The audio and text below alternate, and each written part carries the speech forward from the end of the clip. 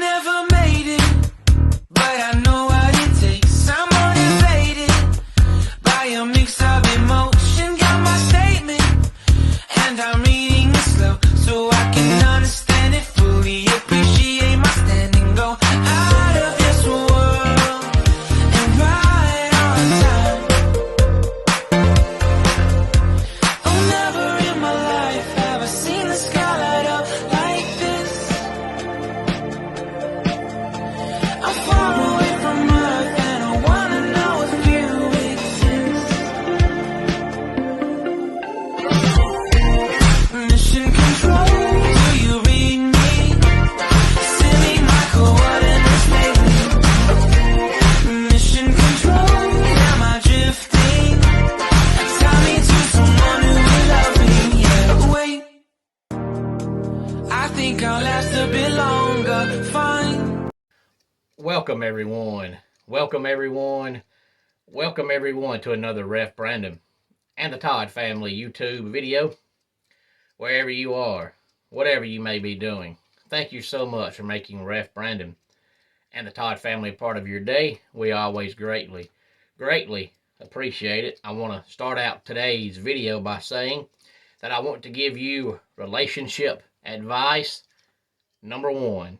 And for all you men that have been married for a long time, you'll know this is factual. If you are not married yet or you haven't been married very long, you'll find out this is factual. But if you make your wife mad, you have to apologize because you made her mad. If your wife makes you mad, then you apologize for losing your cool. And then I want to say that I found out yesterday that I am officially old. And it's funny because I always give everybody else a hard time about being old because I know several people who are younger than me that walk and talk like they're 95. And I always tell them they're getting old even though they're younger than I am.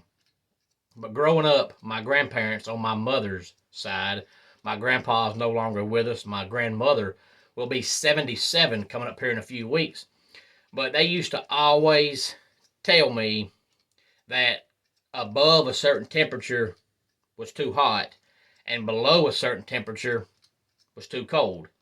And I thought they were crazy because to me, unless it was above 95, it wasn't hot. I can sit in a house that's 95 degrees with no air conditioner on, and I'm fine.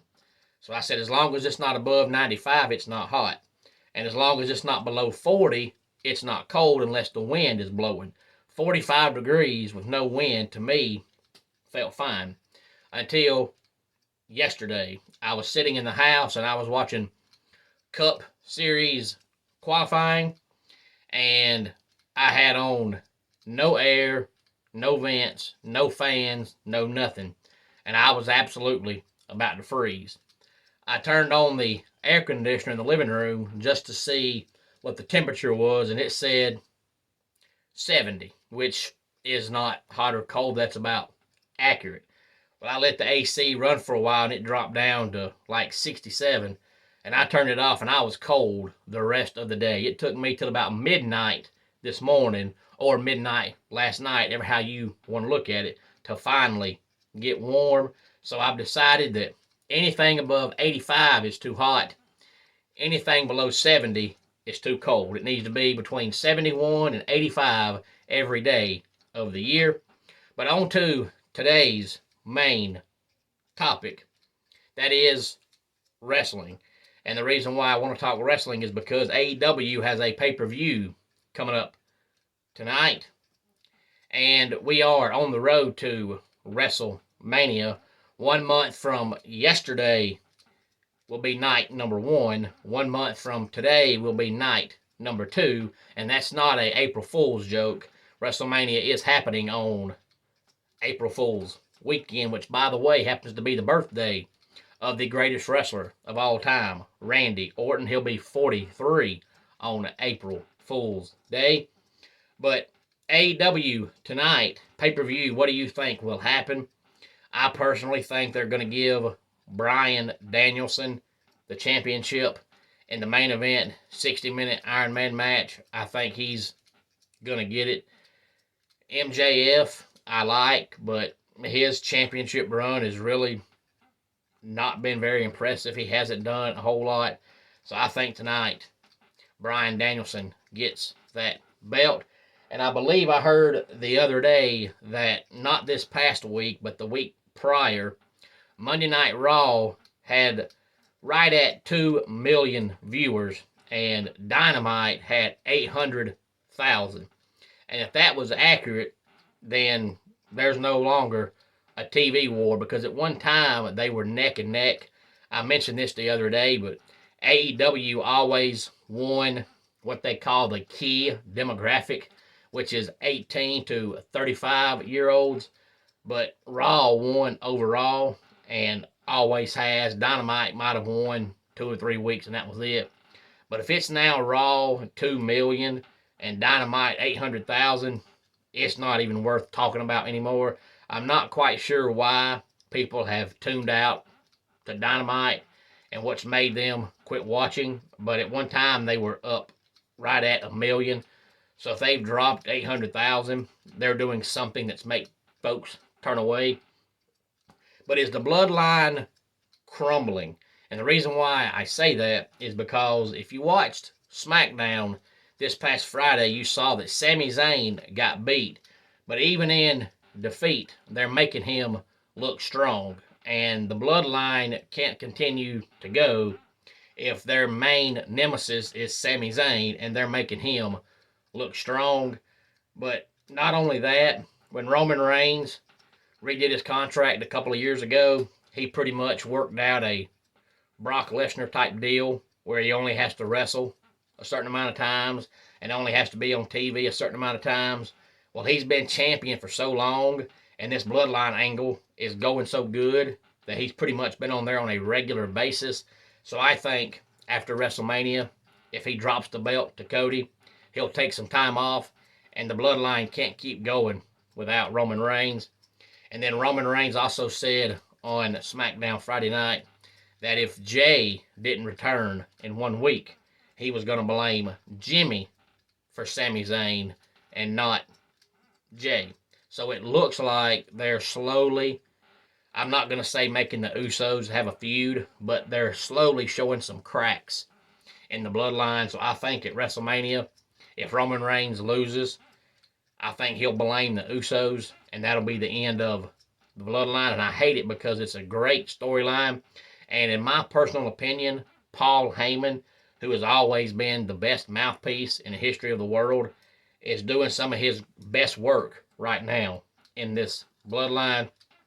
And will WrestleMania be a one-on-one match between Bray Wyatt and Bobby Lashley? The reason why I ask that is because if you've been watching Raw lately, there's several times in every episode where you'll see an interview backstage, and behind the interview, you'll see the Hurt Business talking, whether it's MVP and Lashley, MVP, Lashley and Cedric, MVP, Lashley and Shelton. There's some kind of Hurt Business talking backstage. So it looks like they're slowly teasing at least some kind of return for the Hurt Business. And Friday on SmackDown, Bobby Lashley had a little bit of a thing with Uncle Howdy. It didn't last very long. It was stupid because it was Bray Wyatt's idea. But anyway, they did it. So it looks like it's not going to be Bray and Lashley one-on-one. It's going to be some kind of a way Bray and Uncle Howdy against Lashley and somebody. And there was a rumor a few weeks back that some guys had turned down working WrestleMania with Bray Wyatt. I found out this week it was Brock Lesnar. That's why they had the match between Lashley and Brock Lesnar. And Bray Wyatt came out and said, whoever wins that match better run. Well, they let Bobby Lashley win because Brock Lesnar said he's not working with Bray Wyatt. Brock Lesnar's old school, and he likes guys that actually wrestle. And Bray Wyatt's all about the gimmick and Brock Lesnar doesn't want to have a WrestleMania match go 5 minutes because the guy you're wrestling is all about character work and not actually wrestling. He also had a chance a few years back to work a match with Bray Wyatt at WrestleMania back when Bray Wyatt had the Wyatt family, and they teased it in that year's Royal Rumble, and Brock said no, it's not happening. So that's why now Brock has the match with Omos, because he turned down the angle with Bray Wyatt, and it's too late to start an angle with somebody else because pretty much everybody else is already involved in something. So it turned into Brock and Omos. Speaking of Brock, there's a huge rumor going around that Brock Lesnar is walking around backstage, shaking everybody's hand, saying his goodbyes, saying that WrestleMania is his last match. Now, that might just be a rumor, and it might be factual. Brock Lesnar will be 46 this summer, in July, I believe, and 46 is not old, but between wrestling in high school, wrestling in college, wrestling professionally, and being a fighter for a few years, his body has to be breaking down. So if he does leave after WrestleMania, will it be for good, or will it be for a few months? He comes back later on this year. A lot of folks are saying he's only leaving because he doesn't like what they're now doing with him, because ever since Triple H took over, Brock Lesnar hasn't done anything of note. When Vince McMahon was there, he made Brock the main character all the time. Even when Brock wasn't on Raw, they still talked about Brock. But since Triple H took over, Brock hasn't done anything. So there's a lot of folks saying Brock is leaving because Brock isn't happy with what's going on right now with him, because they're doing nothing with him. He shouldn't care because he's still making millions and millions and millions of dollars. But how does everybody else feel about Karrion Kross? And the reason why I say that is because, to me, he bores me to tears. I'd rather watch paint dry and watch grass grow while standing in quicksand than watch Karrion Kross wrestle. And I've always felt that way towards him. Back when he was in Impact, I felt the same way. I just don't like him. He has the look, but something about him, to me, is just so boring. He reminds me of the modern day Baron Corbin. Throughout all the gimmicks Baron Corbin's ever had, I didn't care. Anytime Baron Corbin came on TV, to me, it was time for a bathroom break, a shower, time to go outside, time for a quick nap, time to wash some clothes, anything besides watch Baron Corbin wrestle. Well, I kind of feel that way now about Karrion Kross. He just bores me to tears. Am I the only one that feels that way, or does anybody else feel that way? I want some feedback on this. This is a wrestling video, but I know that I've got a lot of wrestling fans out there, so don't just watch the video. Give me your feedback, thoughts, and opinions on everything I'm talking about in the video. And I got to give props to Dominic Mysterio, because when he first started and him and Ray were a tag team, and I got word that Dominic wanted to turn bad, I was like, it ain't going to work. You've grown up all your life watching Ray, so all you know is how to be that cute, lovable good guy. It's going to take you at least 2 or 3 years to pull it off, and I was wrong. He, to me, right now is the best bad guy in the company. And how do you know he's doing so good? Vicky Guerrero, who has been involved in wrestling for 30 plus years, has over the past few weeks got upset about some of the things Dominic has said. Rhea Ripley's boyfriend, who is also a wrestler, has gotten upset over some of the things Dominic has said. So when other people who are in the wrestling business get mad about what you're saying, even though they know it's scripted, you're doing your job. Believe me, I've seen it. I've been a referee at many of wrestling shows, and people complain about something, and then next thing you know, they're wanting to fight one of the wrestlers. Even though they know it's scripted, they're wanting to fight. So when you can make people believe it that much, you're doing your job. And it looks like Chad Gable is fixing to go on a singles run. I've been high on Chad Gable since he's been there. To me, watching him wrestle is like watching Kurt Angle in Kurt's prime wrestle. He is a phenomenal wrestler, and that's why the past few weeks on Raw, they've been slowly teasing Otis joining the male models. It's because they're trying to slowly fade Otis out. and let Chad Gable go on a singles run because they're so high on Chad Gable, which they should be. And last but not least, why are they pushing Cody Rhodes? Let me explain why I ask that. If you're a long-time wrestling fan, you know that years ago, Christian left the WWE to go to what was then TNA.